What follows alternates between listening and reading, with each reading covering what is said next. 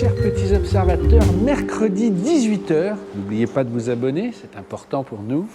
Alors aujourd'hui, on va parler d'une muscle car, vous savez, ces voitures musclées américaines. On n'en a pas souvent, forcément on est en France, mais quand on a croisé le petit observateur Joseph avec sa Chevrolet Camaro de 2015, j'ai dit « Joseph, il faut venir nous parler de ta voiture. Tu vas bien ?» Tu vas bien et toi? Je vais très bien. Tu étais même surpris que je te dise « ça m'intéresse ». Ah bah tout à fait. Je pensais pas du tout que c'était le type de voiture qui t'intéresserait. Mais nous aimons tout ce qui roule sur POA. Je vois ça maintenant. Alors Joseph, on est au CNVA, hein, on est accueillis ici, merci à eux. La question récurrente, quel est le petit détail qui t'enchante chaque matin sur ta voiture? Le petit détail qui m'enchante tous les matins, je pense que c'est au niveau des manos. En fait, À l'intérieur. À l'intérieur. C'est-à-dire au centre, devant le pommeau, le secteur de vitesse, ils se sont dit, on va mettre plein de petits manos qui rappellent les anciennes. Tu peux mettre les clés qu'on éclaire bien sûr. avec la lumière? Tiens, vas-y. Voilà. Alors qu'on les regarde jamais, parce qu'on a tout sur le tableau de bord, bien évidemment. Oh, et même le tableau de bord, c'est Las Vegas. Hein, Mais ils se sont dit, oui, on va la refaire un peu à l'ancienne, même si ça ne sert plus. En plus, tu vois pas très bien là. Ah mais on ne les suit jamais, tu as tout sur le tableau de bord, donc c'est vraiment un détail pour rappeler l'ancienne. C'est avec les clés qui sonnent à l'américaine. Ah, tout sonne, c'est une américaine. Hein. Bon, on va revenir dedans, hein, je rassure le public. Mais Joseph, pour ceux qui ne connaîtraient pas, c'est quelle voiture, c'est quel modèle, c'est quelle année? Parce qu'on n'en voit pas souvent, je ne savais même pas qu'elle avait été importée, mais raconte. Ouais. D'accord, alors celle-là, c'est une Chevrolet Camaro 5 qui a commencé, alors si je ne me trompe pas, aux États-Unis à partir de 2010 et en Europe à partir de 2011. C'est l'équivalent de la SS aux États-Unis, mais celle-là, en fait, c'est juste une Camaro parce que c'est la version européenne qu'on peut les reconnaître facilement parce qu'elle a les rappels de clignotants dans les rétroviseurs. C'est pour ça qu'elle a des rétros qui sont complètement énormes et disproportionnés. Juste pour que le grand public comprenne, hein, la Camaro c'était face à la Mustang sportive, on va dire, c'est ça, populaire. Avec l'ère du rétro-design, quand Mustang a refait un look ancien, ils ont décidé, un peu comme la Dodge Challenger, de reprendre les grandes lignes, on va dire, des premières séries. C'est ça, hein? C'est ça. Sachant, pardon. Hein, mais... Non, c'est tout à fait ça. Ils avaient fait un concept car fin des années 2010, c'est entre 2008 et 2010 si je ne me trompe pas. Ils avaient fait un concept qui avait été apparu dans certains films comme dans Transformers et à partir de 2010, ils ont commencé la production. Alors Joseph, on va le dire tout de suite, tu en as eu 3. Oui, donc tu es bien picousé. Comment, je ne sais pas quel âge tu as, viens avec moi en tour, mais comment tu as eu envie de cette voiture qui était à peine importée en France? Enfin, je ne sais pas qui l'a distribuée, mais on en voit très rarement. À la rigueur, on s'en offre une puis on s'en va. C'est ton délire. Raconte comment elle rentre dans ta vie, cette voiture? J'ai découvert la voiture sur Transformers, dans un film. Je trouvais très sympa. Et pour moi, c'était des voitures qu'on ne pouvait pas trouver en Europe.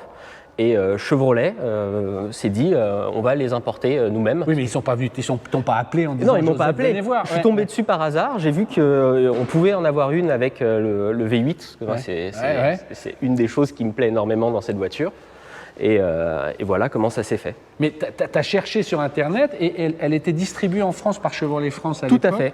Tu l'as achetée neuve au départ? À la première, je l'ai achetée neuve, donc il n'y avait pas encore les malus écologiques. Donc c'était, si je ne me trompe pas, elle était vendue sans option dans les 35.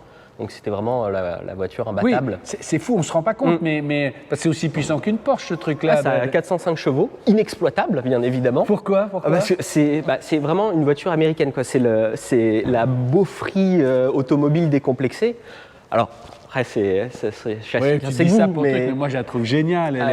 Voilà. C'est pas fin comme design. C'est vraiment, ils se sont dit, on va faire une voiture où on va essayer de tirer les lignes un maximum et on va mettre un gros moteur dessus, quitte à que le châssis ne suive pas du tout, et avec des finitions qui sont à l'américaine, c'est-à-dire tout le plastique qui bouge et tout ça. Ouais, mais ça tu te dis ça presque par modestie, parce que si tu avais été déçu, tu n'en aurais pas repris. C'est-à-dire que tu as eu ta première.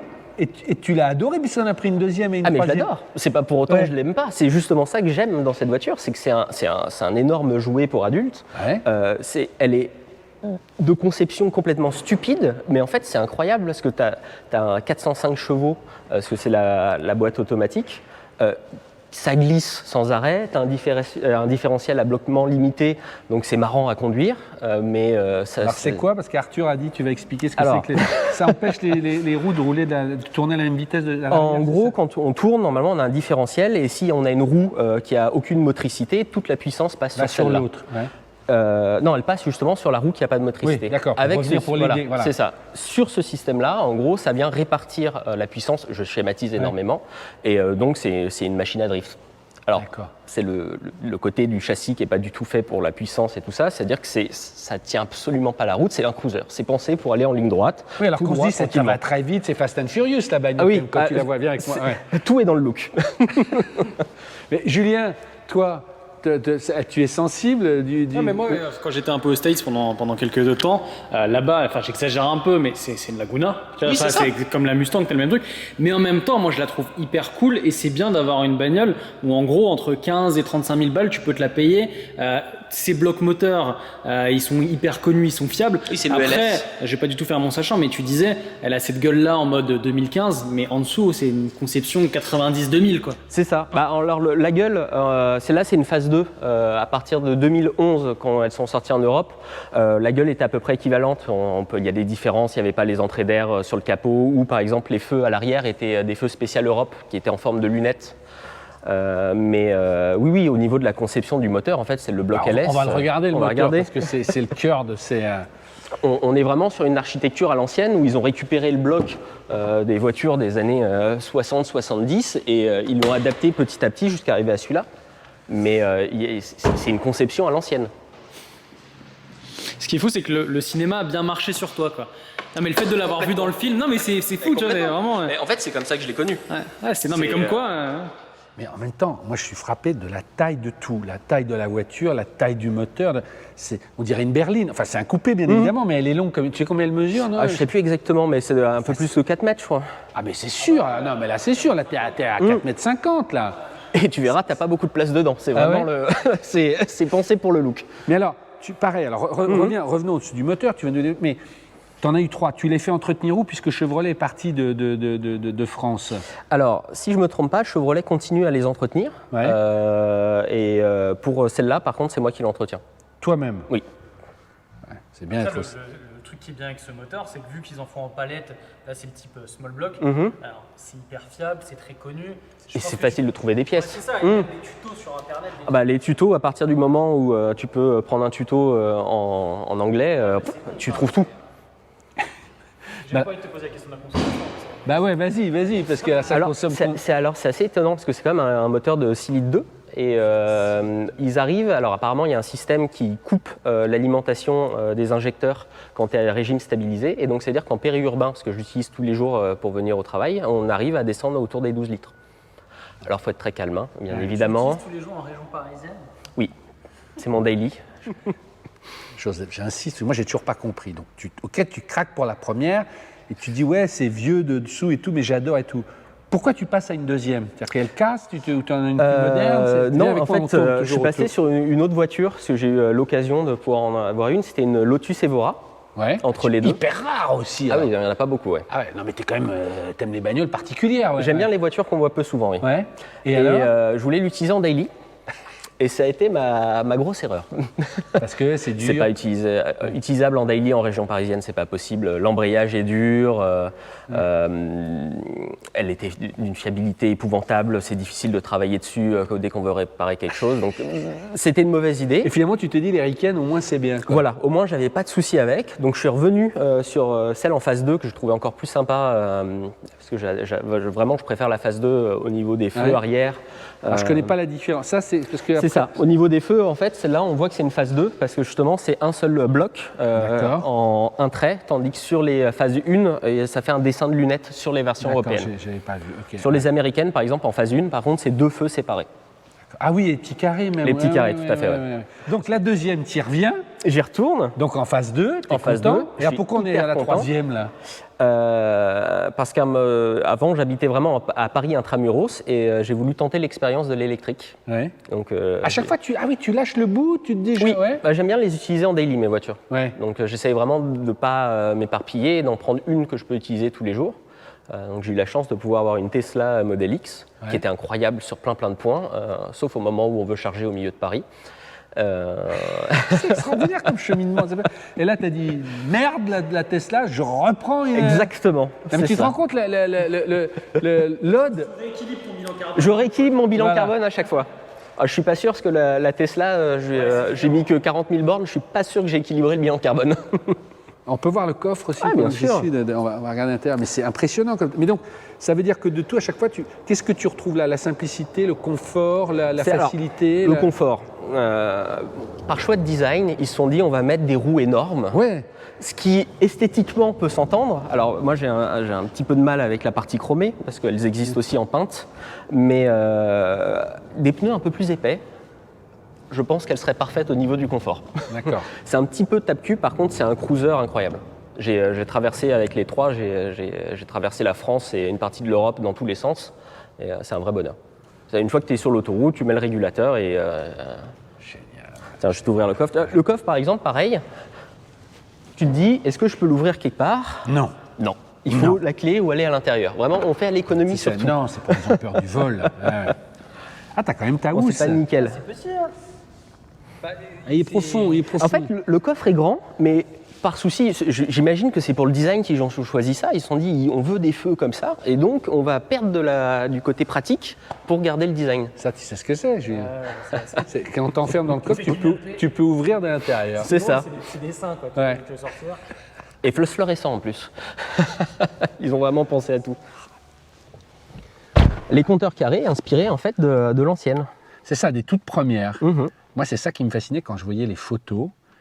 Mais là aussi, il y a une lumière bleue. Là, Ouais, il y c'est a un une petite trait. lumière bleue en fait intégrée dedans. Bah, Mais là, on voit que tu as une position de conduite aussi. Tu conduis à la même très Ah mais reculée. c'est vraiment un cruiser, oui.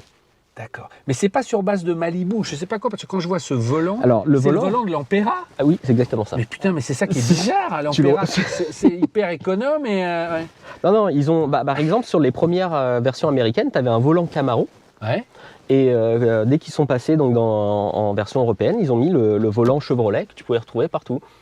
D'accord. Ouais, c'est ça. Elle raconte la clé aussi. Tu nous as montré. Ah, la clé, ah oui, ça, Ça, c'est le. franchement, ça aurait pu être le petit détail, mais alors. La Il clé, y avait la un première- souci en fait. Ouais. Quand on conduisait, on pouvait heurter. Ouais. Mais non, mais attends, montre-le parce Ah que oui, voilà, pardon. tu dis la clé, elle était dans En le. fait, la clé à la base, elle était ici. Voilà, comme toutes les clés de Comme toutes l'époque. les clés de dans l'époque. Voilà. Tout à fait. Donc la clé était comme ça quand on roulait, sauf qu'ils se sont rendus compte qu'il y avait un risque qu'on puisse taper avec le genou et éteindre la voiture en roulant. D'accord. Ils se sont dit, il faut qu'on fasse un rappel, c'est un problème de sécurité, on va le faire à l'économie. Ils ont envoyé chez les concessionnaires un petit peu de cache en plastique, ils ont mis la clé dedans, ils te l'ont enlevé de là et c'est nickel. Donc tu te retrouves avec une télécommande d'à côté et une clé d'une Mais- voiture mais- des années 80. À t'écouter, en fait, ça fait partie du charme, quoi. Mais c'est ce tout à que fait, ouais. t'aimes. Ouais. C'est vraiment l'image de la voiture. Tout est fait. Genre, si tu regardes les finitions, c'est terrible, tout bouge, c'est des plastiques durs de partout et tout. Mais en fait, tu t'en fous parce que c'est pas ça que tu cherches dans cette voiture. D'accord. La seule option, entre parenthèses, qui d'ailleurs a commencé dans la phase 2 qu'il y a dans celle-là, c'est les fauteuils Recaro. Ouais. Donc là, tu n'as plus les fauteuils Chevrolet Toi, tu les Camaro. as, toi. Donc Voilà. cela, c'est une option, ouais, qui est, Très c'est une sport, option, quoi. ouais, qui est compliquée d'ailleurs à trouver. C'est où j'ai le plus galéré pour en retrouver une. Je comprends pas quand tu as retrouvé une. En fait, quand tu les, celle-là, je l'ai pris d'occasion et je voulais en retrouver une noire, ce qui n'est pas forcément le plus facile parce que souvent elles sont dans des couleurs un peu Ouais, criardes. jaune, Voilà, orange, jaune, rouge. Transformers, Ouais. orange, Diablo orange, je crois qu'ils appellent ça quelque chose comme ça. Ou elles n'avaient pas les fauteuils Recaro qui sont d'un confort par rapport aux fauteuils de base. Ah ouais, c'est oui, mieux. c'est beaucoup mieux. Et en occasion, on en trouve à combien aujourd'hui, si on en trouve en... Alors ça, selon le kilométrage, tu les trouves entre, si c'est une phase 2, tu les trouves entre 30 et jusqu'à 40 si elle n'a pas Mais avec beaucoup carte de... grise française, qu'elle a bien Avec carte grise c'était pas française. des importations. Non, elles c'est pas étaient des importations. homologuées en France. Mais en fait, ce qui leur a fait mal, c'est le malus écologique. Ah oui. À partir du moment où le malus écologique est arrivé, les au voitures début qui c'était meurent. 2000, c'était après 10 000 euros, je crois que c'est monté à 20 000 jusqu'à la dernière phase. Donc en fait, sur à une voiture 40 à 40, maintenant, je crois. Ouais, t'as ouais, payé- enfin, elle perd son intérêt. Non, mais c'est plus économiquement sensé de prendre ça. C'est du tactile, ça. Alors c'est du Il y tactile. a la clim, parce que attends, moi j'aime beaucoup le dessin quand même de tout ça là. Ah, tout est à l'ancienne, vraiment. Donc c'est pas des clims automatiques, tu as vraiment le système basique. Donc tu as un système, attends, je vais te l'allumer. t'as un système d'entertainment, je sais pas comment... Julien, comment tu dirais ça? C'est du software. C'est du multimédia. T'as du multimédia software, donc t'as la radio, t'as ton Bluetooth qui peut se connecter dessus. T'as un son qui est pas franchement dégueulasse, étonnamment. Et ensuite, t'as un système de navigation qui, évidemment, est complètement dépassé. Mais tu te sers un peu de tout ça ou que c'est la carte juste de Dallas et de Las Vegas. Alors, t'as la carte européenne, mais oui, jamais tu utilises ça. Le petit écran du milieu. Alors, tu as deux choses sur cette voiture. Tu as un écran donc, au centre où tu as des informations de température d'huile, pression d'huile, température moteur, etc. etc. Tu as tout ce que tu as en fait en bas. Tout ce que tu as en bas, tu le retrouves là. Donc, en fait, tu n'utilises jamais les manos en bas. Et au-dessus, alors je ne sais pas si vous allez le voir, en fait, j'ai un HUD. Ah ouais. Donc, phase 2, HUD en Head-up couleur. display, donc visé Alors, je vais voir tête si je peux haute. peut-être monter la lumière. Non, je suis à fond. Moi, je le vois pas. Tu ne vois pas, je sais pas moi, je vois rien si je suis pas devant. Mais... Où tu peux mettre des infos, ton contour, ce genre de choses. Ce qui est assez pratique, en fait, c'est la vitesse. Comme ça, tu n'utilises jamais les compteurs et tu gardes les yeux. C'est le gadget, mais qui ne t'assume pas tout à fait. Hop, tu la verrouilles un coup, tu restes appuyé. Et évidemment, ça ne fonctionne pas, c'est l'effet démo. Eh oui, ça tout à l'heure, c'est comme...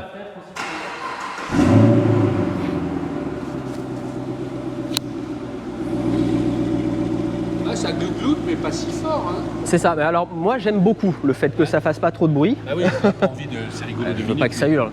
Puis attends, avec...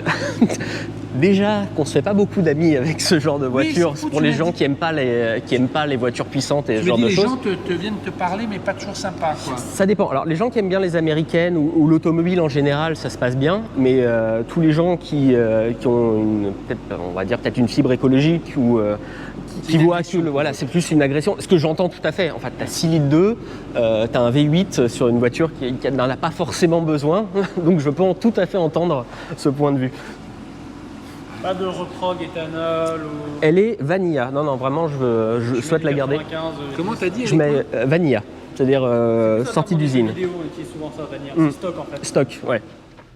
Ouais, tu me disais, au-delà de la rusticité, tout à l'heure, je te disais, il y a quand même pas mal d'humidité dans les phares. Tu me dis aussi, il y en avait que là. Pareil aussi en levant les yeux au ciel.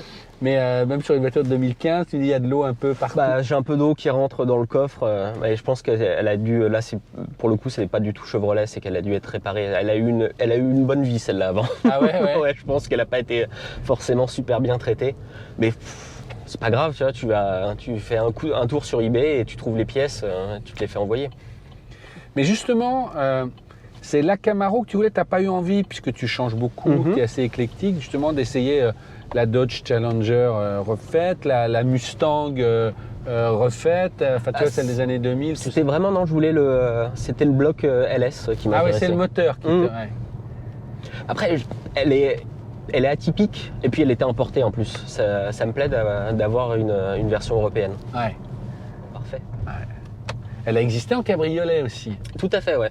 Et pareil, tu n'as pas été tenté Tu perds pas mal de place derrière. Ouais. Puis la voiture est assez voyante comme ça. Il n'y a pas besoin d'en rajouter avec un cabriolet. Et donc, tu disais, ça tu as dit plusieurs fois, c'est pour cruiser, etc. Mais ça veut dire que c'est quand même un dragster en accélération, j'imagine, etc. Ça peut... ça tient un peu la route ou tu disais, voilà, on se balade tout le temps, ou n'ayant pas d'expérience de ce type même, tu vois, j'essaie de mettre des mots. Ça a du mal à passer la motricité. D'accord. C'est-à-dire, dès que la route est un peu humide, si tu mets un coup et que tu n'as pas les roues droites, C'est pas une traction quand même, c'est une Non, c'est une propulsion. On est d'accord. Ouais. la traction au sol, Ouais. c'est ça qui... t'as un peu de mal, donc dès que c'est un peu humide, même à 100 km/h, si tu mets un peu trop le pied dedans, les roues pas droites, elle va se dandiner un peu.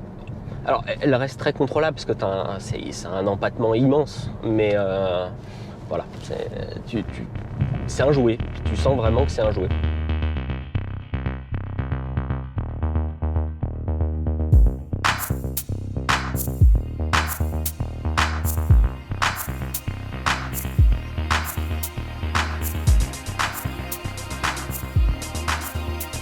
Je m'attendais pas à ce que tu nous la présentes de façon... Enfin, c'est l'éloge de la simplicité en gros. C'est ça. en tout cas, c'est ma vision de cette voiture. Je sais que d'autres auront une autre vision et on verront le côté un peu, la ligne sportive, le côté ça a 405 chevaux, je peux aller vite avec, il faut que le moteur hurle. J'entends tout à fait, mais moi ce qui me plaît, c'est juste pouvoir profiter moi d'une voiture avec un V8 de 6 litres 2 qui a un couple incroyable, donc ça te donne un confort dans la conduite, tu ne montes jamais au-dessus de 2000 tours. Il y avait une version plus puissante encore, non, il n'y avait pas de Oui, version alors ensuite, ZR ou je sais tu pas as la LS. Ouais. Non, pardon, c'est pas la LS, c'est la ZL1, pardon, Ouais. donc, qui a un compresseur en plus. Et ensuite, tu as eu une version ultime qu'ils ont faite sur le Nürburgring, donc avec tous les défauts que ça amène à la voiture et les avantages, qui était la Z28, en hommage à une ancienne, où là, ils sont vraiment allés très très loin. Donc, ils ont mis par exemple des phares standards à l'avant pour gagner du poids. Si je ne me trompe pas, il n'y avait plus qu'une seule enceinte juste pour les bip bip, mais pour gagner du poids, ils avaient enlevé ça. Freins céramiques, ils avaient vraiment poussé au maximum, mais c'est des modèles qui n'ont jamais été importés en France, enfin en Europe. Le petit détail qui t'agace, s'il y en a un dans...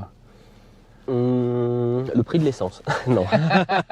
Ben ouais, parce que si tu dis 12 litres, c'est-à-dire que t'es quand même plus proche de 15. Il y a un gros réservoir ou pas? C'est 70 litres. Non, je suis vraiment... Bah attends, regarde, on peut regarder. Alors là, j'ai fait de la ville hier. Attends, bouge pas. Voilà, 12 litres 2. Et je suis allé dans Paris hier avec. D'accord. Mais dans Paris, t'as pas peur que les agents Hidalgo te tombent dessus Alors, c'est l'aberration de cette voiture, c'est que c'est une voiture critère 1. Merde. C'est une critère 1, Julien. C'est normal. Ouais.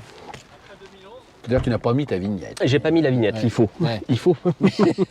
Ah, mais d'ailleurs, tous les petits observateurs, quand on avait fait la Stone, ils étaient fous que ce soit critère 1. En gros, t'es après 2011, t'es essence, t'as la bonne norme euro. Que t'es 30 chevaux ou 500, t'es critère 1, quoi. Donc, C'est une Euro 5 en fait, donc ouais, elle correspond à la bonne norme. Bon, Joseph, c'est super. Un grand merci de nous l'avoir présenté au débeauté, mais Bah, je t'en prie. elle était tentante, hein, Julien. Il l'a pas mis là, qu'il va Non, bah, il va suffit, mettre la vignette. Non, je l'ai pas mise, ouais. il suffit qu'il demande. Eh, C'est un peu honteux de mettre une vignette critère 1 sur ça. Attends, mais à mon avis, elle mesure au moins 4,50 m. On va voir avec l'ami Google comme ça. Franchement, ouais. On sera... Qu'est-ce qu'il dit, l'ami Google? Il me dit 4,83. Encore plus grande. T'as Ils fait- ont rétréci sur la suivante en se c'est- disant c'est- peut-être qu'on a c'est- exagéré. C'est la taille d'une 4,83 là. une grosse berline. Merci beaucoup, Bah, je t'en Joseph, prie. voilà, d'avoir répondu si vite. Si vous aussi voulez nous présenter votre voiture sur POA, vous nous envoyez un mail à petite observation automobile tout attaché avec ds@gmail.com, quelques photos, quelques lignes de description. Ayez conscience que si on vous appelle, il faudra venir nous la présenter en semaine en région parisienne, un matin ou une après-midi. Soyez patient, on a beaucoup d'avance, mais si la voiture retient notre attention, on vous appellera. À bientôt.